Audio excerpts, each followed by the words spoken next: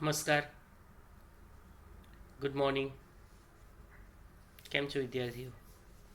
જુઓ, હવે આપણે ધોરણ 12 કોમર્સમાં વિષય વાણિજ્ય વ્યવસ્થા અને સંચાલન અંતર્ગત પ્રકરણ નંબર 10, બજાર પ્રક્રિયા સંચાલન, માર્કેટિંગ મેનેજમેન્ટ.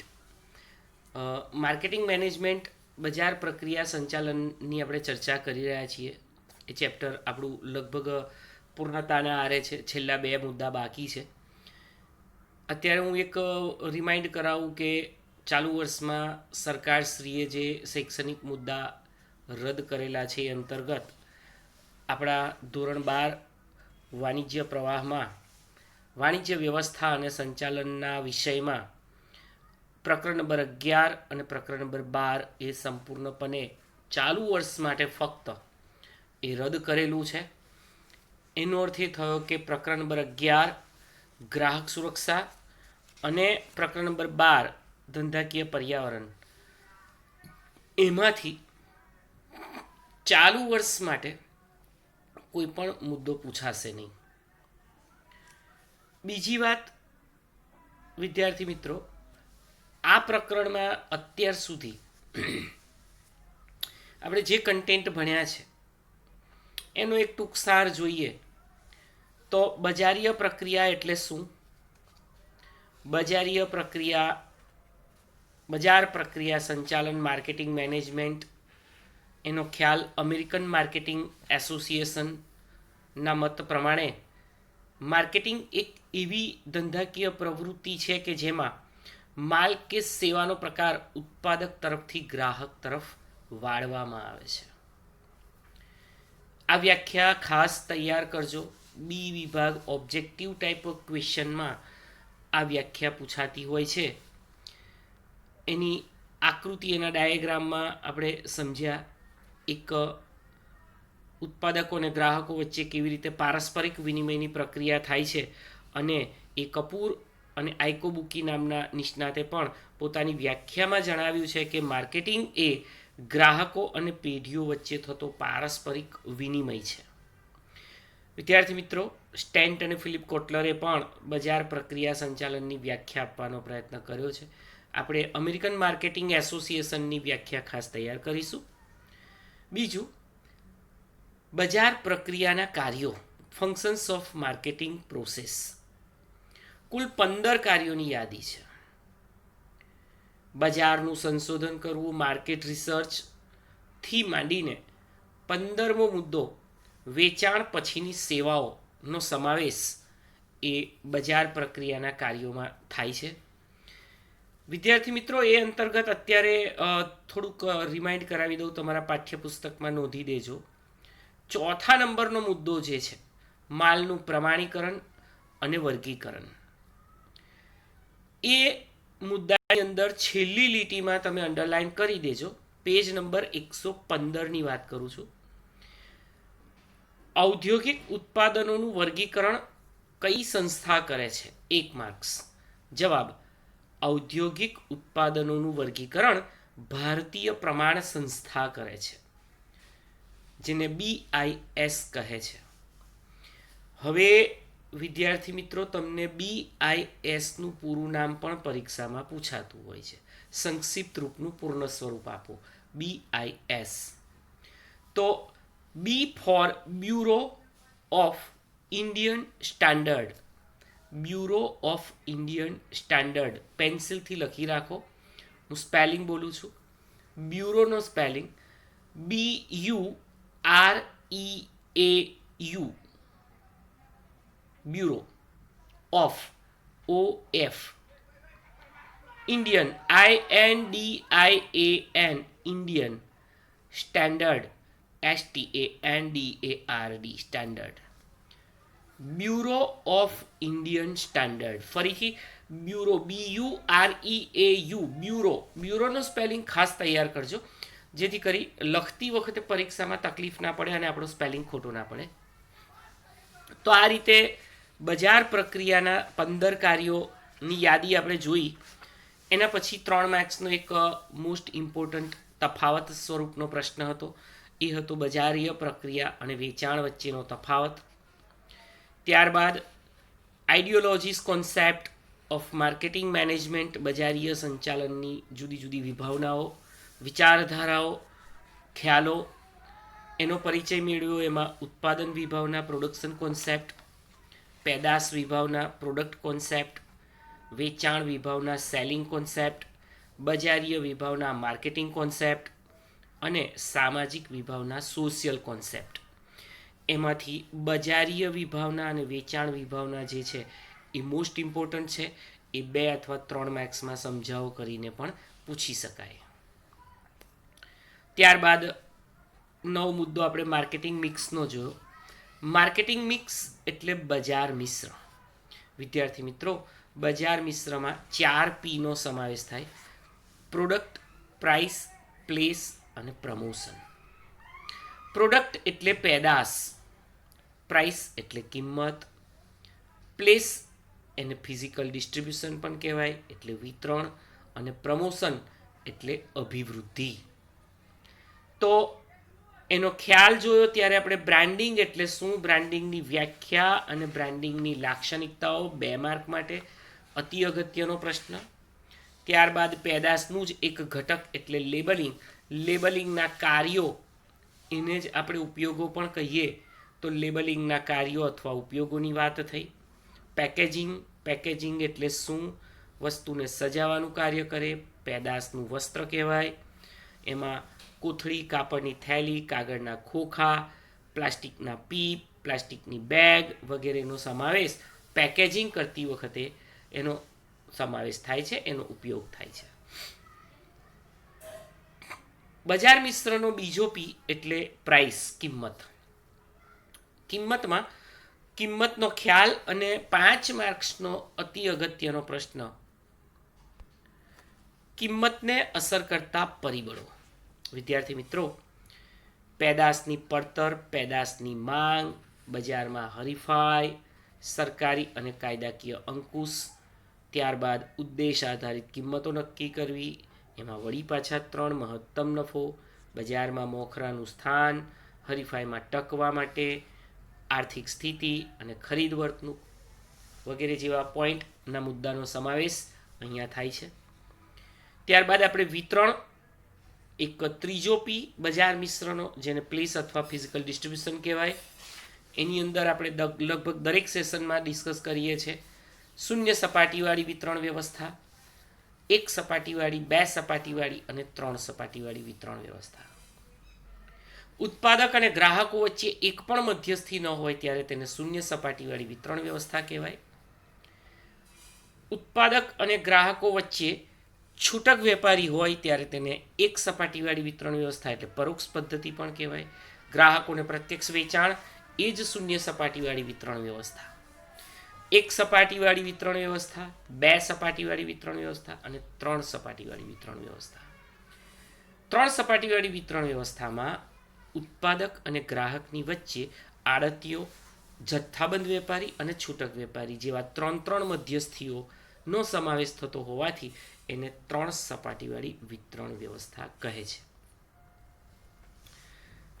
વિતરણના માધ્યમો જે છે એમાંથી ફક્ત તમારે આ જ યાદ રાખવાનું: ગ્રાહકને પ્રત્યક્ષ વેચાણ એટલે શું,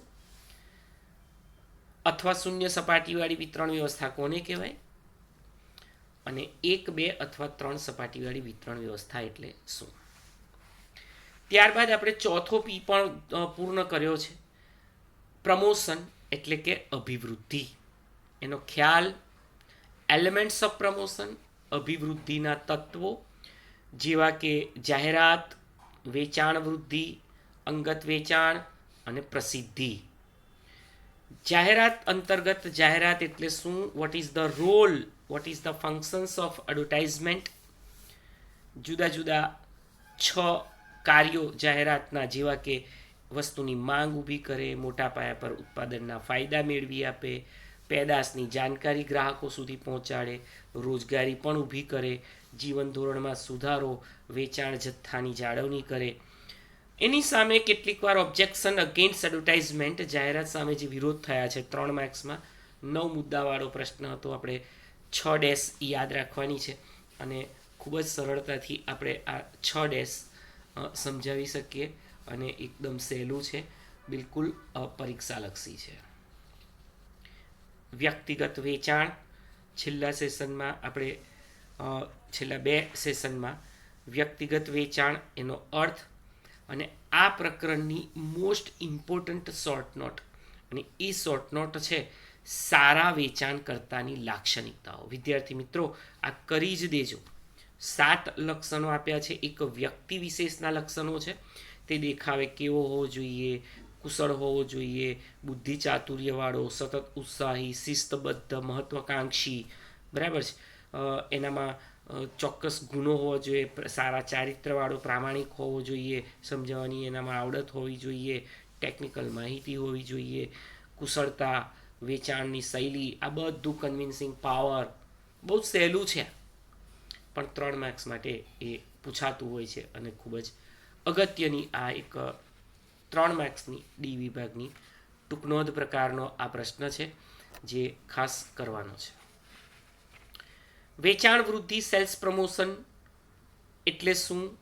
કોટલરે કહ્યું, ટૂંકા ગાળાના એવા લાભો જે માલ કે સેવા ખરીદી કરવા ગ્રાહકોને પ્રોત્સાહિત કરે અને એ ત્વરિત અસર કરે. વિદ્યાર્થી મિત્રો, છેલ્લા સેશનમાં આપણે વેચાણ વૃદ્ધિની પ્રયુક્તિઓ, જુદી જુદી પ્રયુક્તિઓ, ટેકનિક્સ ઓફ સેલ્સ પ્રમોશન, જેવી કે વળતર, જેને પેલો સેલ કહીએ ને કે ભાઈ અમુક પેદાશના સેલ, બજારમાં સેલ ખુલ્યો છે, જુદી જુદી કંપનીઓ, બાટા કંપની હોય તો શૂઝના સેલ રાખે, એવી રીતે એલન સોલી કપડાના સેલ રાખે, કેમ્બ્રિજ કપડા માટે રેડીમેડ ગાર્મેન્ટ્સનો સેલ રાખે. તો એ સેલ એને વળતર કહેવાય. વટાવ, ત્યારબાદ જાહેરાતની કૂપન, ભેટ, એક પર એક ફ્રી અથવા અન્ય પેદાશની ભેટ, ઇનામી ડ્રો, ઇલેક્ટ્રોનિક્સ આઇટમોમાં વગર વ્યાજની લોન, નમૂનાનું વિતરણ, જુદી જુદી સ્પર્ધાઓનું આયોજન કરે, કોમ્પિટિશન ઓર્ગેનાઇઝ કરે, આ બધાનો સમાવેશ આપણે વેચાણ વૃદ્ધિની પ્રયુક્તિઓમાં કરીશું. વેચાણ વૃદ્ધિની પ્રયુક્તિઓ વળી પાછો એક 5 માર્ક્સનો અગત્યનો પ્રશ્ન છે, જેની ચર્ચા આપણે ગયા સેશનમાં પૂર્ણ કરી. વિદ્યાર્થી મિત્રો, જે 5માનો ત્રીજો પ્રશ્ન હતો વેચાણ વૃદ્ધિની પ્રયુક્તિઓ. આજે આપણે વાત કરીએ છીએ પ્રસિદ્ધિ અને જાહેર સંપર્ક, પબ્લિસિટી એન્ડ પબ્લિક રિલેશન. એમાં પ્રસિદ્ધિ એટલે શું, રોલ ઓફ પબ્લિસિટી, પ્રસિદ્ધિની ભૂમિકા, ગ્રાહકોમાં આપણા માલ સામાનની લોકપ્રિયતા, આપણી પેદાશની લોકપ્રિયતા, પસંદગી. ત્યારબાદ જાહેર સંપર્ક. જાહેર સંપર્ક એમાં કઈ પ્રવૃત્તિઓ આવે, and functions or we can say role of public relation. બસ આ 2 મુદ્દા હવે પછીના આ રેસ્ટ ઓફ ધ ચેપ્ટર બાકી રહ્યા છે, જે આપણે 3 માર્ક્સની પરીક્ષામાં 3 માર્ક્સમાં કે 2 માર્ક્સમાં પણ એ પૂછી શકાય. પ્રસિદ્ધિનો અર્થ 1 માર્ક્સમાં પણ પૂછી શકાય. પ્રસિદ્ધિ એટલે શું, આપણે પ્રસિદ્ધિનો ખ્યાલ પણ એની વ્યાખ્યા પણ અંડરલાઈન કરવાની છે. તો શરૂઆત કરીએ છીએ આપણે પ્રસિદ્ધિ. Publicity and public relation. મુદ્દા નંબર 10.3.5.5, પેજ નંબર 126, પેન્સિલથી અંડરલાઈન કરો. પ્રસિદ્ધિ એ એક એવો બિન વ્યક્તિગત માહિતી સંચાર છે કે જે ચૂકવણું કર્યા વગર, વિધાઉટ એની પેમેન્ટ્સ, સમૂહ માધ્યમો દ્વારા કરવામાં આવે છે.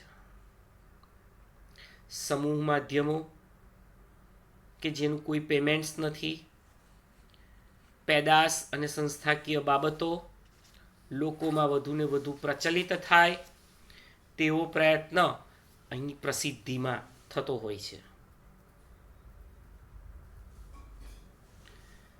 વિદ્યાર્થી મિત્રો, પ્રસિદ્ધિની અંદર ધંધાકીય એકમ કે એકમની પેદાશ વિશે જણાવવામાં આવે ત્યાં સુધી અંડરલાઇન કરી રાખજો. What is publicity? ફરીથી હું બોલું છું, અંડરલાઇન કરો.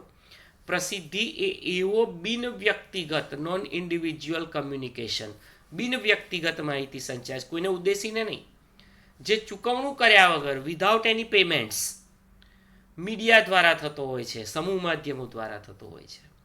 અને એની અંદર ધંધાકીય એકમ કે એકમની પેદાશની માહિતી મળતી હોય છે. જ્યારે કોઈ ગ્રાહક પેદાશ કે સંસ્થા વિશેના અનુભવો જાહેર જનતાને સમૂહ માધ્યમો દ્વારા જણાવે છે ત્યારે તેને પ્રસિદ્ધિ કહી શકાય. વિદ્યાર્થી મિત્રો, આપણે અવારનવાર એવું જોઈએ છે કે કોઈ વ્યક્તિ કોઈ પ્રોડક્ટનો યુઝ કરતો હોય અને એ પ્રોડક્ટ એને માફક આવી ગઈ હોય, સારી લાગતી હોય, તો એના મિત્રોને, એના સહકર્મચારીઓને, એના સગા સંબંધીઓને કામના સ્થળે એની રજૂઆત કરતો હોય છે. દાખલા તરીકે સેવિંગ્સ બ્લેડ આ બહુ સારી આવે, સેવિંગ્સ ક્રીમ, ફોમ, બરાબર, આ કંપનીનું સારું આવે, નાવા ધોવાના સાબુ હોય, કોઈ ખાદ્ય પદાર્થો હોય, કોઈ ઇલેક્ટ્રોનિક્સ આઇટમ હોય, કોઈ કાર હોય, કંઈ પણ ટૂંકમાં કહે ને કે ભાઈ આ કંપનીની પ્રોડક્ટ બહુ જ સારી છે. હવે તમે જુઓ, એ સમયે કંપનીએ એને કોઈ પણ પ્રકારનું પેમેન્ટ કરેલું છે? દાખલા તરીકે હું હમણાં કહું કે ભાઈ જો બાટાના શૂઝ બહુ સરસ આવે છે, ક્વોલિટીમાં બહુ સારા આવે છે, અને એમાં આ નંબરની બ્રાન્ડ, આ બ્રાન્ડ જે છે એ ખૂબ જ સરસ એનું ફિનિશિંગ છે, પોલિશિંગ છે. તો વિદ્યાર્થી મિત્રો, આ પ્રસિદ્ધિ માટે કોઈ પણ ગ્રાહક કોઈ પેદાશ કે સંસ્થા વિશેના અનુભવો જાહેર જનતાને સમૂહ માધ્યમો દ્વારા જણાવે ત્યારે એ પ્રસિદ્ધિ બની જાય છે. ત્યાં પણ અંડરલાઇન કરી રાખજો. પ્રસિદ્ધિ માટે ધંધાકીય એકમે કોઈ જાતનું ચૂકવણું કરવાનું રહેતું નથી. There is no any payments for the publicity. તે ઘણી વખત જાહેર સંપર્કના કાર્યમાં પણ ગણી લેવામાં આવે, જે આપણે આગળ જોઈશું, પબ્લિક રિલેશન, જાહેર સંપર્ક. પ્રસિદ્ધિમાં કઈ બાબતોનો સમાવેશ થાય? અંડરલાઇન. લોકોને આપેલું સંબોધન કે ભાષણ, લેક્ચર્સ, કોઈ ટેલિવિઝનની ચેનલ કે વર્તમાનપત્રને આપેલો વાર્તાલાપ, સખાવતી સંસ્થાને આપેલું દાન, એવી સંસ્થાઓ કે જે સામાજિક કાર્યો કરવા માટે રજીસ્ટર થયેલી છે તે, ફિલ્મ સ્ટાર કે ક્રિકેટર દ્વારા નવી ઓફિસનું ઉદ્ઘાટન કરવામાં આવે,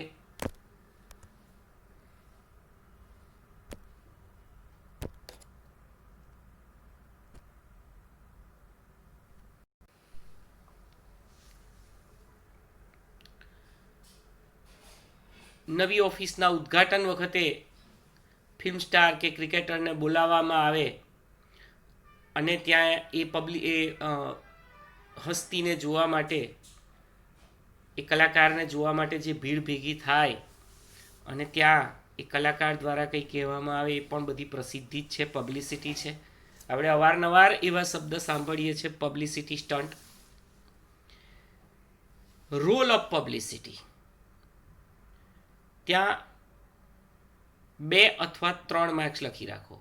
પ્રસિદ્ધિની ભૂમિકા, રોલ ઓફ પબ્લિસિટી.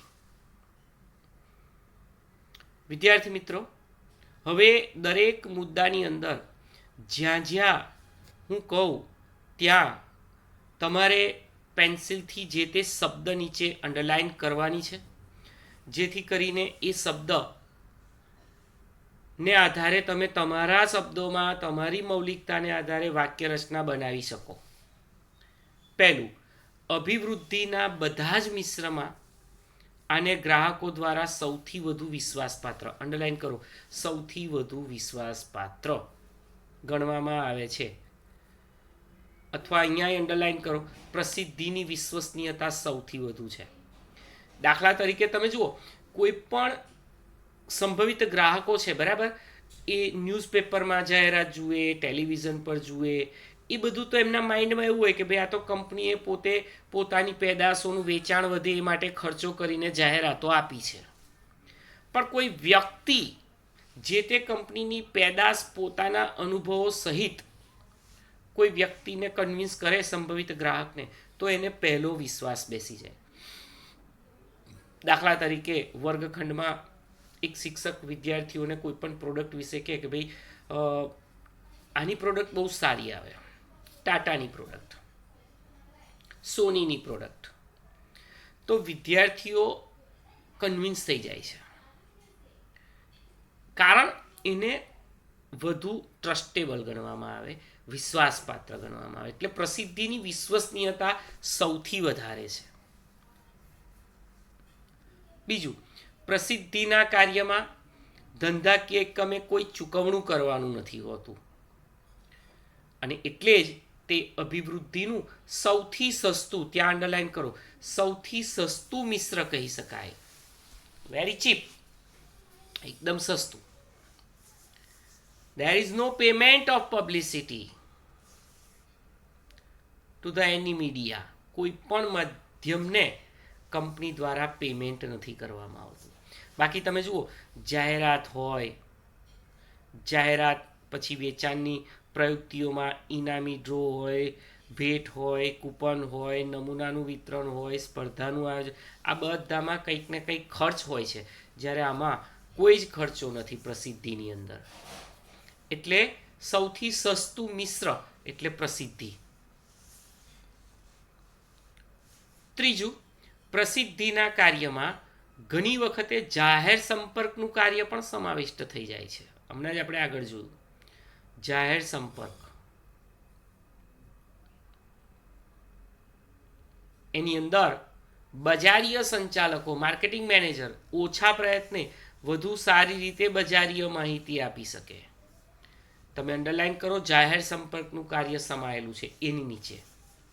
કારણ કે માર્કેટિંગ મેનેજર ખૂબ જ ઓછા પ્રયત્ને બજારની માહિતી આપી શકે કે ભાઈ કયા પ્રકારના બજારમાં, કેવા પ્રકારની પેદાશના, કેવા ગ્રાહકો, કેટલા કસ્ટમર, કઈ દિશામાં, બધી જ માહિતી સરળતાથી માર્કેટિંગ મેનેજર આપી શકે છે.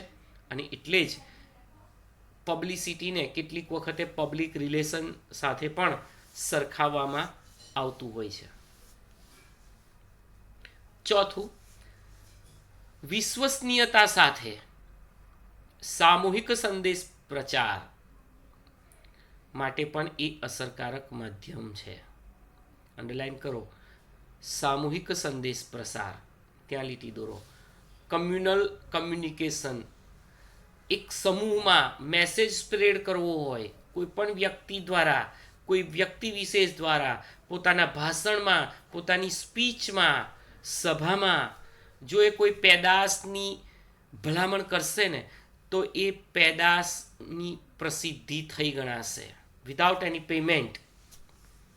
એટલે વિશ્વસનીયતા સાથે અસરકારક માધ્યમ એ પ્રસિદ્ધિ છે સામૂહિક સંદેશાઓ માટે.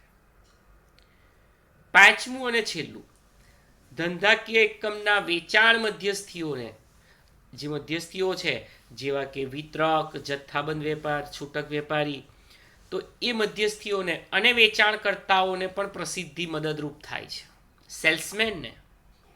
કેમ એવું? કારણ કે પ્રસિદ્ધિ દ્વારા ઘણા બધા સંભવિત ગ્રાહકોને પેદાશ અને એકમની જાણકારી તો મળી જ જાય છે.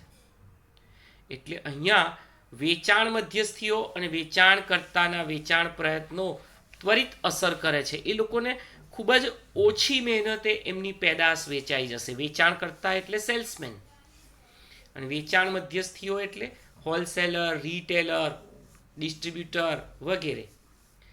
હવે હું તમને કહું કે ભાઈ મારા સંપર્કમાં આવેલા 50-100 વ્યક્તિઓને કોઈ પણ પેદાશની હું માહિતી આપું કે ભાઈ આ પેદાશ બહુ સરસ છે, મેં યુઝ કરેલો છે, એના બેનિફિટ્સ બહુ સારા છે, એના રિઝલ્ટ બહુ સારા છે. હવે આ 100 વ્યક્તિઓ જેને મારા દ્વારા આવી રજૂઆત કરવામાં આવેલી છે તે પણ કંપનીના વિધાઉટ પેમેન્ટ, કેમ કે કંપની મને કોઈ પેમેન્ટ કે ચૂકવણું નથી કરવાની.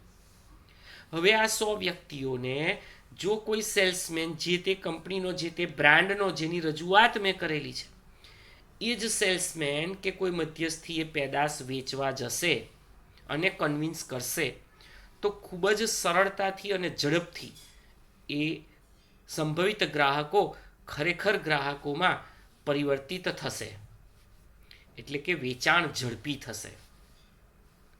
તો અહીંયા એ રીતે પણ પ્રસિદ્ધિ ખૂબ જ ઉપયોગી છે, કારણ કે ઓલરેડી સંભવિત ગ્રાહકોને પેદાશ અને એકમની માહિતી મળી જ ચૂકી છે, એટલે એ લોકો ખૂબ જ વિશ્વાસપૂર્વક એ પેદાશ ખરીદવા માટે એ તૈયાર થઈ જતા હોય છે.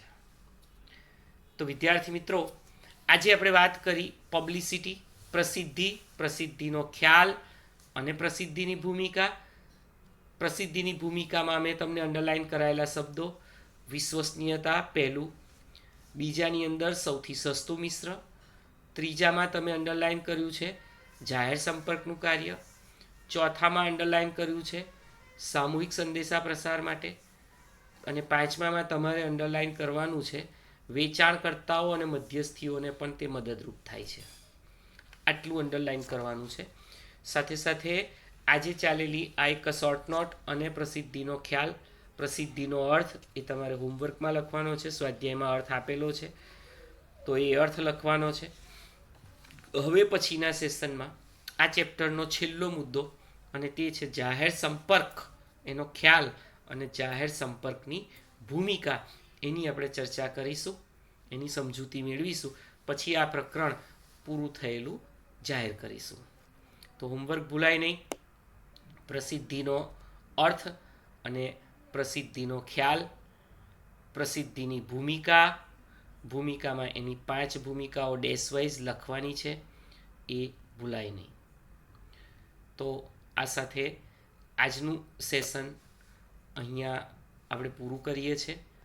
ફરી મળીશું નેક્સ્ટ સેશનમાં.